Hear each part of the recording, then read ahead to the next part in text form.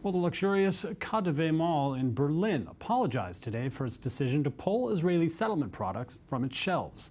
Well, the move had drawn sharp rebukes from Jerusalem as the government ramps up its anti-boycott efforts. Ellie Ochenberg, diplomatic correspondent for the News Today, has the details.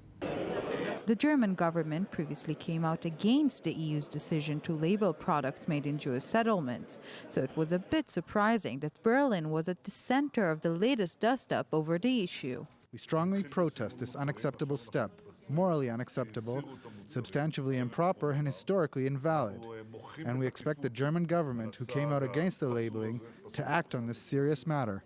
The uproar began when German newspaper Der Spiegel reported that the famous high-end department store, the KaDeWe, had started removing Israeli goods manufactured in Jewish towns located beyond the 1967 borders. Ironically, the KaDeWe was founded by a Jewish businessman in 1907 and later confiscated by the Nazis during the Holocaust. The department store was owned by Jews and the Nazis took it. Absurdly, now the department store marks products of the settlements of Judea and Samaria in the Golan Heights. It started marking products, and now we are informed that it removed the products, a ban on everything. The move triggered a wave of condemnations on the store's Facebook page, with people describing the decision as anti-Semitic. Amid the backlash, an official apology was quick to come. As of today, the 8 Israeli wines will be back in our assortment. In this matter, which was about a European Union recommendation, we acted too quickly and insensitively. We regret that this wrong behavior of the KaDeWe group led to misunderstandings and would like to apologize for this. After the EU's labeling decision was approved earlier this month, Chancellor Angela Merkel's party announced it would not follow the directive, claiming it could do more harm than good and might be exploited by anti-Israel movements. Indeed, the new guidelines are liable to create further confusion, especially as Jerusalem has declared a semi-diplomatic war on the initiative. It seems then that this is only the beginning of a long battle in which public opinion, maybe more than any diplomatic effort, will be the key to victory. And now we're joined by I-24 News Germany correspondent Paulina Garayev, who joins us from Berlin. Good to have you with us again. Now, this is a big story here in Israel. I mean, people are offended by this move at the shopping center. What's the German perspective on this whole affair? Is it getting attention?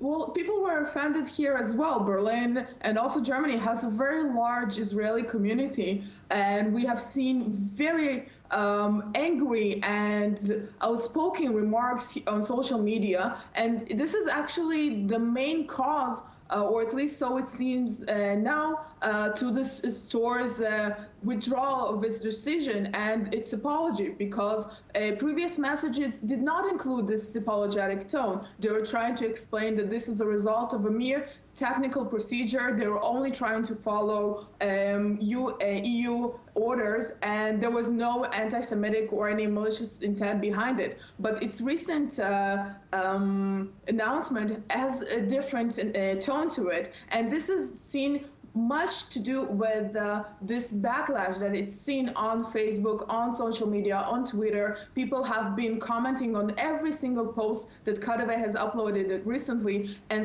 reminding it of its history and the fact that it itself, the store, was boycotted in 1933, and now it is implementing the same policy towards Israeli products.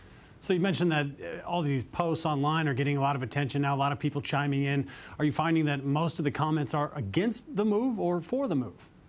Against the move, categorically against the move. We have seen people, thousands, at least hundreds of people, also lowering the KaDeWe's rating, who has been on Facebook, that has been a stellar 5-star mark so far, and now has dropped to a 3.7 last time I checked, because of this move. And it's without a doubt that this public pressure has probably been the major cause for this decision to return the Israeli products to the shelves immediately, as they have announced, and more so than any pressure that perhaps have been implemented from the Israeli or the German government. We have seen comments from a German politician, Volker Beck, who heads the Israel-Germany Parliamentary Committee here at the German Bundestag, he addressed the KaDeWe directly and criticized what it seems as a boycott of Israeli products. And in response, the store had made it clear that it regrets its decision and it plans to change it immediately. That's right. Well, thank you very much, Polina Garayev, talking to us here from Berlin. And now we're joined in the studio by Daniel Shek, former Israeli ambassador to France. Appreciate your time as well. Is this, in fact, part of the boycott movement in your perspective? No, of course it isn't. The specific story is what you might call a storm in a glass of wine. The story emerged and disappeared in record timing. Let's try and put some order into this. The labeling issue is not a boycott. It is definitely not a boycott. Nobody in the EU is calling upon European citizens to stop buying Israeli products, and not even products from the territories, from the settlements. That is the intended response, isn't it? That, you know, people will know this comes from an area, this comes from something that an enterprise, let's say the settlement enterprise, that I don't support, so I don't want to buy this product. But there are many people who support the settlement enterprise, and there are many people who couldn't give a damn. So, which are probably most, who don't even look at the label. Right. Personally, I think the larger the fuss we make over something that is truly not decisive in any way on the Israeli economy, the louder the applause comes from the true boycotters, those who really have a bad intent, and those who really want to boycott Israeli products and Israel in general, because they can see in this a success of their pressure. So if I had a chance to give an advice, I think I would downplay this whole labeling story and leave it where it deserves to be, as a little footnote in the Israeli exports. Again, you mentioned this a little bit, but is there any true damage or potential damage to the Israeli economy from this labeling? No, not directly to the economy. It's really marginal.